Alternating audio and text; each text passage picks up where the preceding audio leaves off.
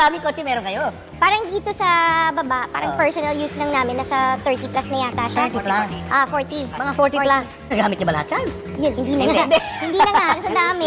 Mostly American car siya, so walang ganito sa Philippines. Nasa YouTube? Oo, sa, Wow, nasa ano to? Grand Wagoneer. Pinaship ko from the US. From the GLS, Mercedes-Benz, yan. Most expensive purchases na kotse noon, nabili namin. This is the autobiography Range Rover. Range Rover. Oo, so pinakamahal to noon nung wala pa yung mga nandun sa harap. Yes, the higher end of the Alphard, pero Lexus ang ano niya. Sabi ko gusto ko ng artista van.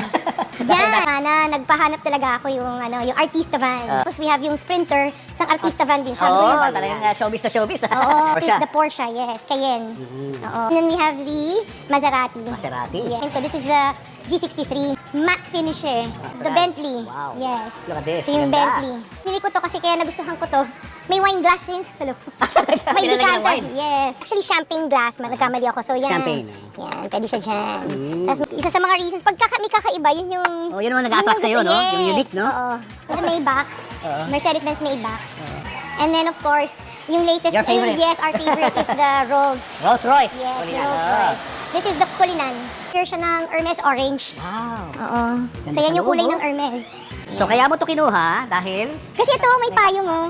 Natutuwa ako sa payong. Paano tuwa to? sa payong. Both sides. Ayun, So, yan yung okay. feature niyang Rolls na kaya ako siya nabili kasi tuwa ako sa payong. Anong naitutulong nito pag nakitang marami kayong mga sasakyan? Your clients come here and nakita nila, pagpasok, pag nagpa-park sila dito, ang dami yung gandang kotse kanina yan. Sa amin lahat yan yung luxury car. So, Ano yung naging parang gateway para gumanda ang buhay ninyo?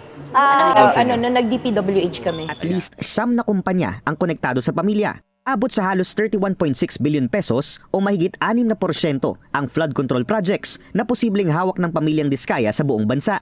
Ang masama rito, marami sa mga proyektong hawak ng kanilang pamilya. Tila wa-effect daw pagdating sa flood control. Pero ani Mayor Trenas, either non-functional, nagsanhi pa ng baha o di kaya practically non-existent.